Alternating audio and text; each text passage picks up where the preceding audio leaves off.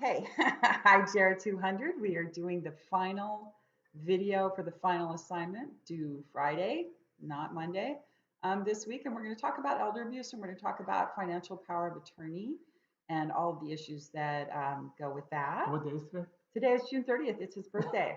I'm going to keep reminding you. Okay. And he's a young buck. 64. Still. Yeah. She's But 7 years younger than me. but mentally he's about 24. 12. 12. So anyway, okay, scroll down, get into our Alright. assignment. We're gonna Let's first get this move party this started. button, find our assignment section. There it is, baby. All the way to the bottom. Okay. Unbelievable. Here we go. Okay. So financial power of attorney is a legal document where you give someone the ability to handle your financial affairs. And when would you want to do this? If you have assets, that's a good idea. So let's say you're 25 and you've got, decent amount of assets. Maybe you have an apartment, or maybe you've got a house and you've got bills that have to be paid. What happens if you are in the hospital and you're incapacitated and you can't pay your bills? Go to the thing. Yes, go into the document. No matter how old you are, whether you're 18, 25, or 75, it's a good idea to have someone that you trust who could pay your bills for you if you are physically or mentally incapacitated. So we call this a financial power of attorney. Typically, when you go through the estate planning process, if decide to start a family and now you're worried about what's going to happen to your partner or your children, you would put together a will, maybe a trust, and these documents. But you can do it at any time. So it's a written document. Remember, just like a real estate agent is someone you would use to buy and sell a house, your agent under your power of attorney is that person that you're delegating that responsibility to handle your financial affairs. And you can have a power of attorney that's really simple. You can have one that's very long.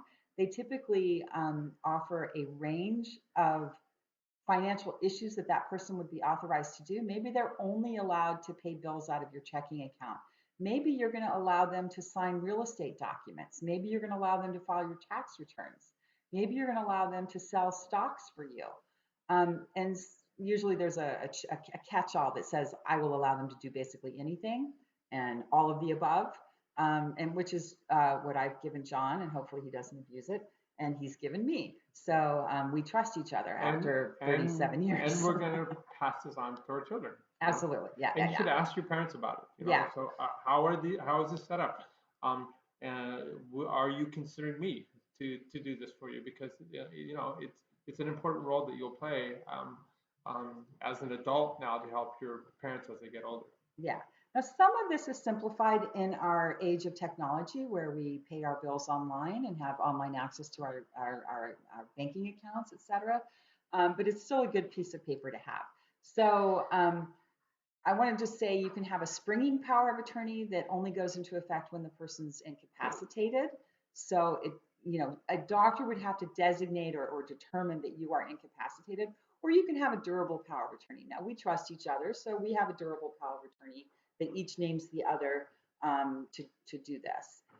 So scroll down. Typically with a banking institution, they are going to have their own form. So you're going to want to go to your bank, get the form that they like to have. They should accept the one that your lawyer drafts, but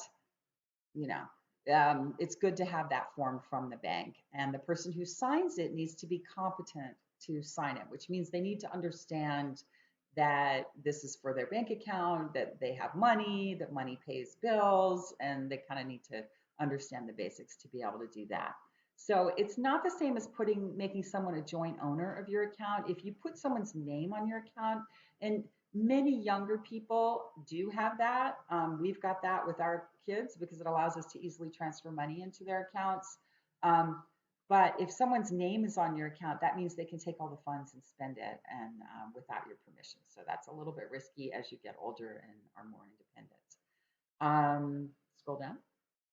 Yeah, that's it. So it's a good idea to have a plan if you have assets, if you've got bills to pay, to have a plan on how to deal with paying those bills if you're incapacitated. So Now, this dovetails really well with the second part of what we're going to talk about, which is elder abuse, because one of the most common forms of elder abuse in the US is financial abuse.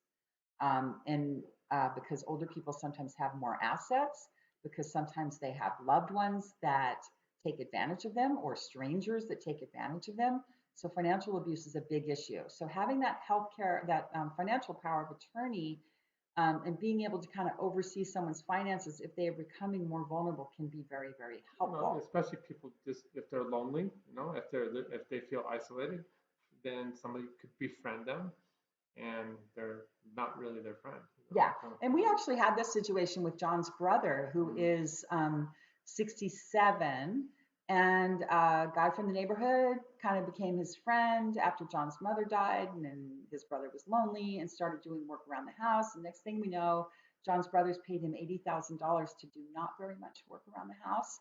And we have started managing his finances as a result for him so that we can kind of keep an eye on his accounts, make sure that this isn't happening again, and making sure that he has enough money left to live comfortably when he retires. Right. And it dovetails back when I did my financial planning lecture. Remember, you assume that a money manager, financial planner has their client's best interest in mind.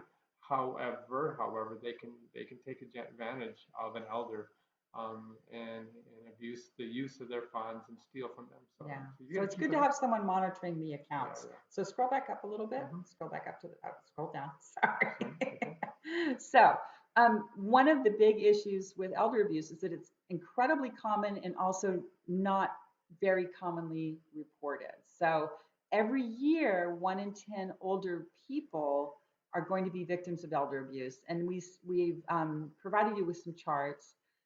Financial abuse was the most common. Neglect was the next most common. Emotional abuse, so verbal, name calling, that kind of stuff.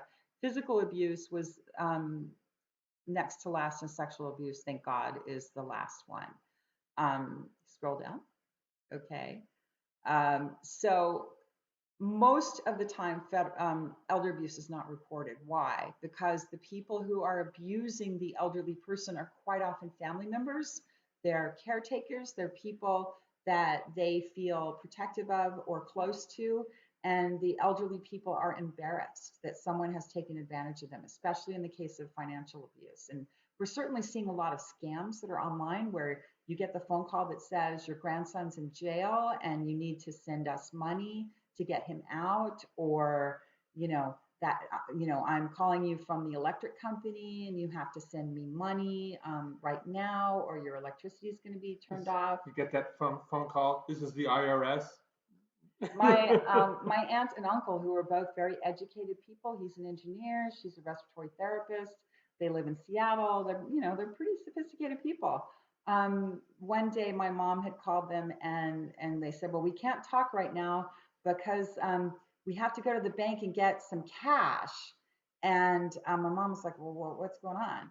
And they said, "Well, we got an I don't know if it was an email or a phone call that said we were supposed to report for federal jury duty, but since we had not reported, we owed money and we needed to bring it to the person immediately."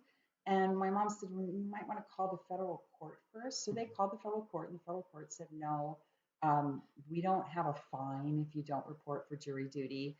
And thank goodness they did, because they were literally like walking out the door with an envelope full of cash to go give it to some scam person. So anyway, people who have dementia are at much, much greater risk of being abused by caretakers.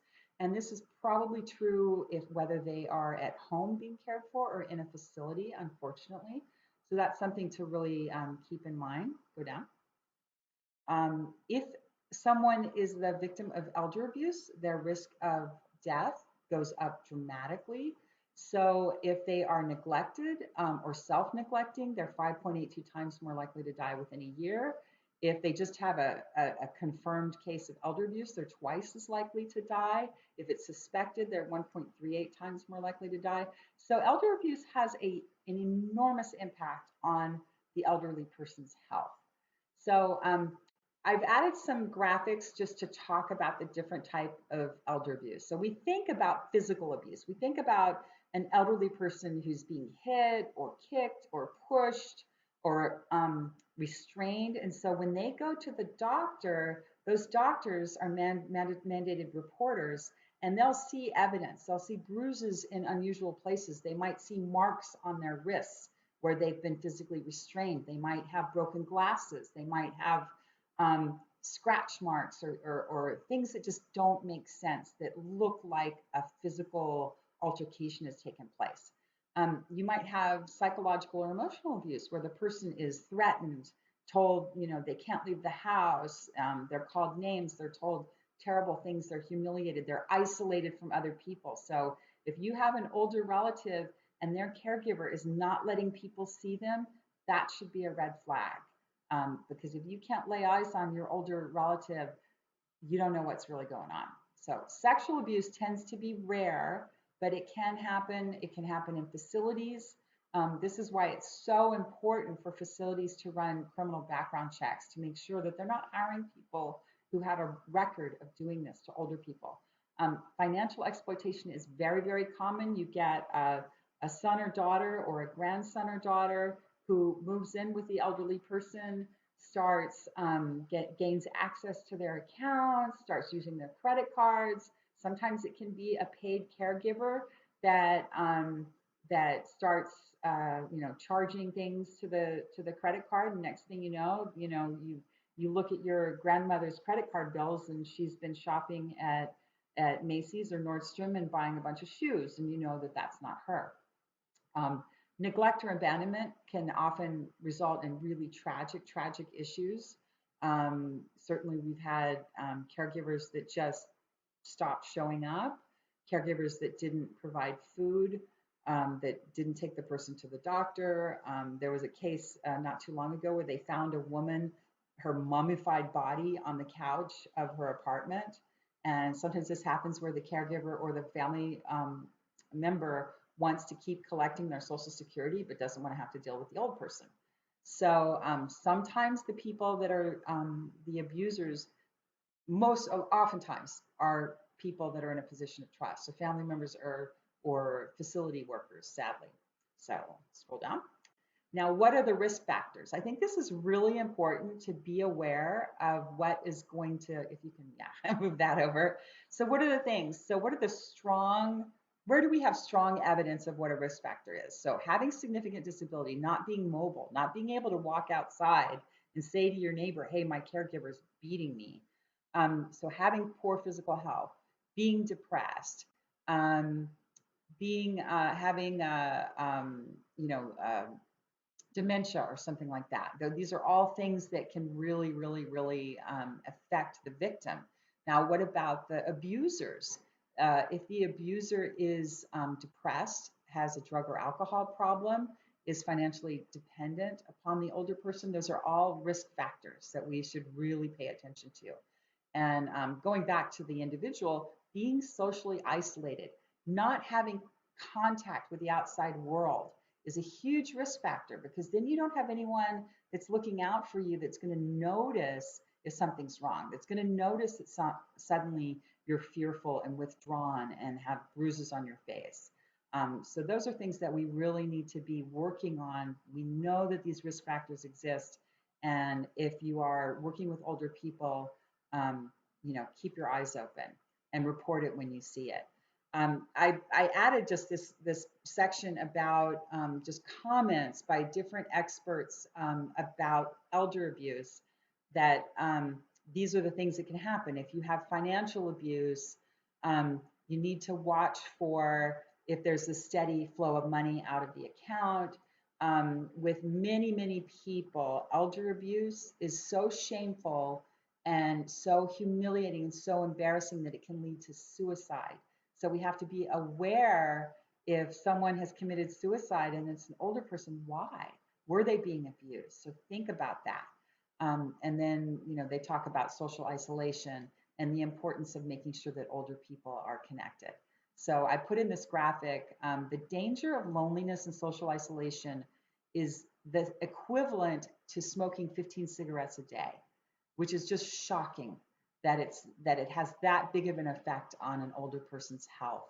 So they've got a greater risk of dementia, um, and other health issues if someone is lonely. So maintaining social connection is huge. And as people get older, their social circles get smaller and smaller and smaller because a lot of their friends and a lot of their relatives have died. They may have more chronic health issues. They may have impaired mobility. Their family members may not live close by. They might not have good contact. They may have lower incomes, so they can't just, you know, call a cab and go have fun. So these are big issues that can feed into an older person being lonely, and then that loneliness and social isolation can feed into elder abuse. So it's something that we all need to really think about. And of course, we're fortunate that we have some new technology that can help connect older people. And certainly during COVID-19, people that are in nursing homes, and were not allowed to see their family members because of the no visitor rule for nursing homes. They were allowed to FaceTime or Zoom or do other sorts of meetings on technology to stay engaged. So here's your prompt. So the prompt is, have you ever seen evidence of elder abuse? How did it make you feel? What do you think we should be doing to try to prevent and address elder abuse, taking into account the risk factors that we know are there? So That's it. Awesome. that's all End we of got. semester. Hey, do you want to look at something fun? Look at this. What's this? Oh, What? What is this? Let's see if it's going to load. All right, so I can narrate this. All right, so this was us 33 years ago. Who is that young guy? All right, and there's Julie, very nervous because she's making a commitment with this knucklehead. Watch, it's coming up, it's coming up, it's coming up. The best part of this video is when the pastor asks her, look at it, look, oh my God, that melts me. That smile. Oh, look, she's cracking up. Awesome, very cool. I thought we would share that with you. So anyways, all right, guys, so you are part of our family. This is the last lecture. It's been really a privilege to do this for you. Hope yeah. you guys have learned quite a bit. And it's that time where we sign off. Okay. Stay in touch. All right. Take care. Bye. Bye.